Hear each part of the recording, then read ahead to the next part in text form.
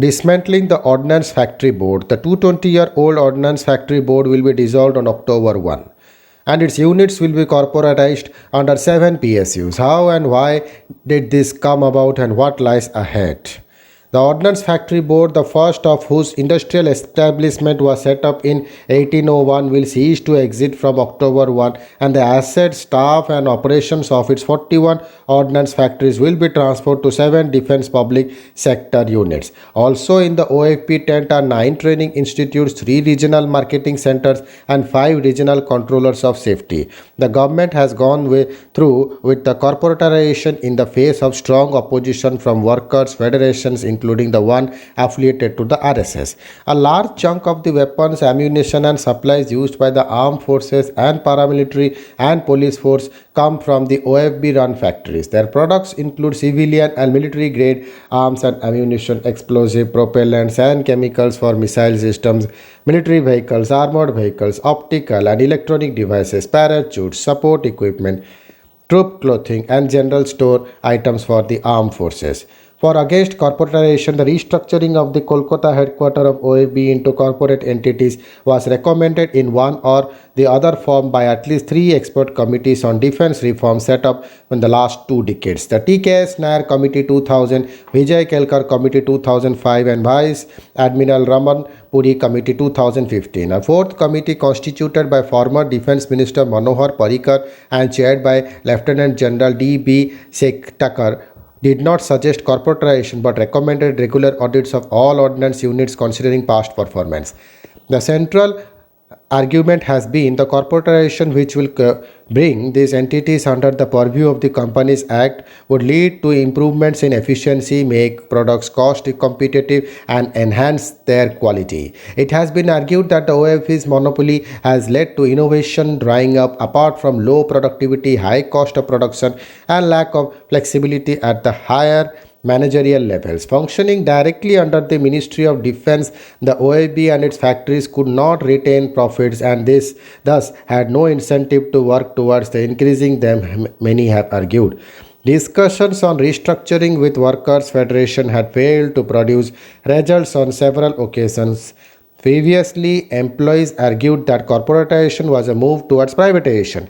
They expressed fears of job losses and said a corporate entity would not be able to survive the unique markets environment of the defense products with unstable demand supply dynamics. The federations have insisted the factories have been innovative and have repeatedly proven their worth as a war reserve.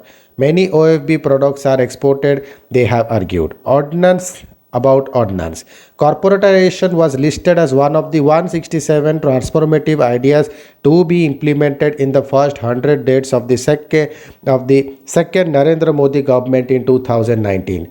In May 2020, giving details of the 4th tranche of the Atmanirbhar Bharat initiative, Finance Minister Nirmala Sitharaman announced the decision to corporatize OFB for improving autonomy, accountability and efficiency in ordnance factories.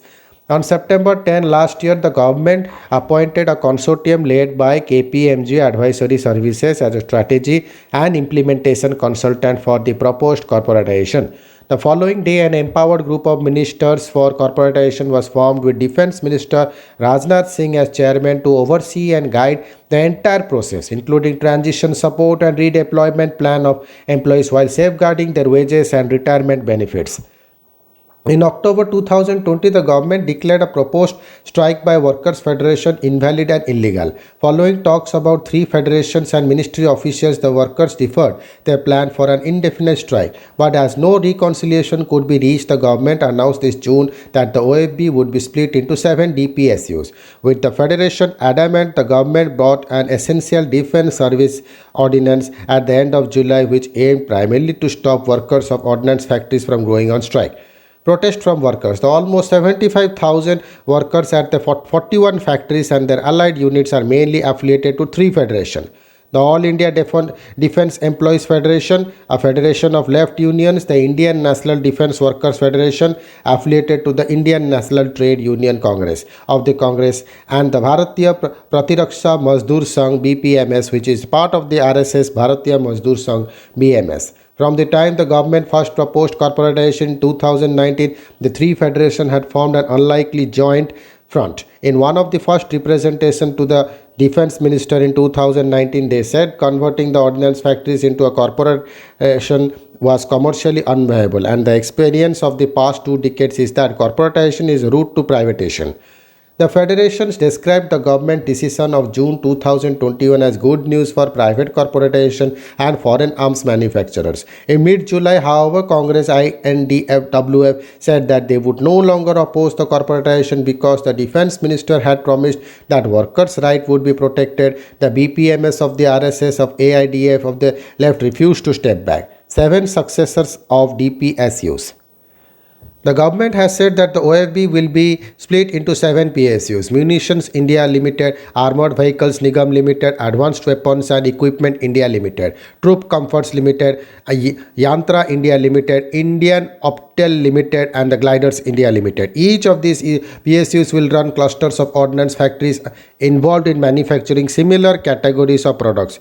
Training and marketing establishments that have been part of the OFB will also be divided among the 7 PSUs officials have said. On August 2, Minister of State for Defence Ajay Bhatt told Rajya Sabha in a written reply the employees shall continue to be subjected to all rules and regulations as are applicable to the central government servants. Their pay scale, allowances, leave, medical facilities, career progression and other service conditions will also continue to be governed by extant rules, regulations and orders as are applicable to the central government servants. The pension liabilities of the retirees and existing employees will continue to be borne by the government. The BPMS and AITEF have said October 1 will be marked as Black Day. The report of a referendum which shows the majority of workers are opposed to corporatization would be submitted to the defense minister, the federations have said. A petition in the Supreme Court against the law banning strikes is also in the works. Their fight will continue even as the requirement of the armed forces are not allowed to suffer, the workers' bodies have said. According to federations, the recent order worth rupees 7523 crore to Heavy Vehicles Factory, Chennai for 118 units of the main battle tank Arjun's Mark 1 variant of the army is testimony to the reliability of the ordnance factories. Thank you.